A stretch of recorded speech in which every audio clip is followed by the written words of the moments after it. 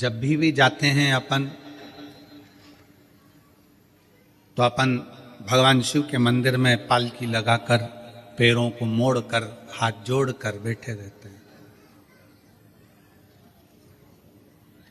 कभी किसी ने कहा कि तुम भगवान के मंदिर में जाकर लंबे पांव कर कर बैठ जाओ? कोई ने कहा नहीं। पांव को मोड़कर पालकी लगाकर, जैसे आज तुम लोग बैठे हो ऐसे ही पांव को मोड़कर शंकर के मंदिर में जाकर बैठो, हाथ जोड़कर बैठो। कथा में गयो, पांव मोड़कर हाथ जोड़कर कथा कर तत्व ग्रहण करो। क्यों कहा कि मंदिर में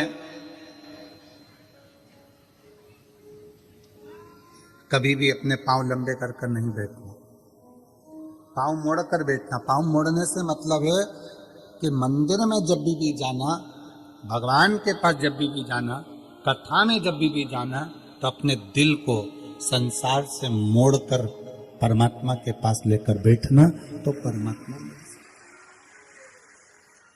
अपने मन को मोड़ो। एक गाना बीच में किसी ने गाया था, मैं निकला गड्डी लेके, रास्ते में एक मोड़ आया और उत्ते दिल छोड़ा।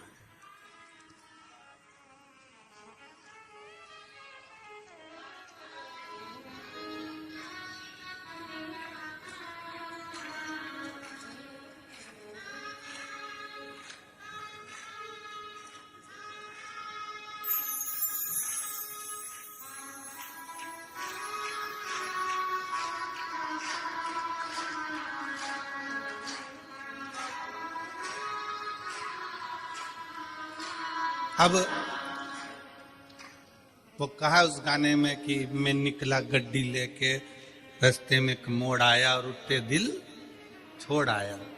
बस भगवान के पास पहुंचने में, परमात्मा के चरणों में पहुंचने में, कथा में पहुंचने पर जब पांव को मोड़ कर बैठो तो वहां पर भगवान के सामने संसार को थोड़ा सा मोड़कर, संसार से मुख मोड़कर परमात्मा की ओर जब मुख मोड़ोगे, परमात्मा की ओर मुख करोगे, तो उत्थे दिल अपने आप छूट ही जाता है। परमात्मा की भक्ति में दिल छूट ही जाता है।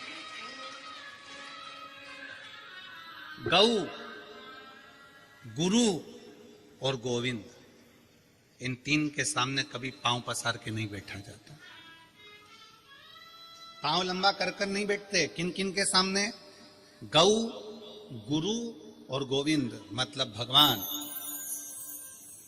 गाय माता खड़ी है, आप पांव पसार कर कभी ना बैठे।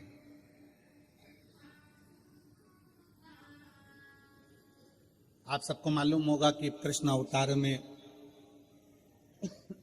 एक असुर बैल का रूप लेकर आ गया।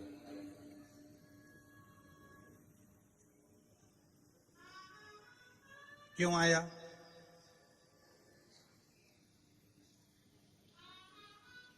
किस लिए आया? कामधेनु खड़ी थी, अरिष्टा ने अपना पांव लंबा करा और लेट गए।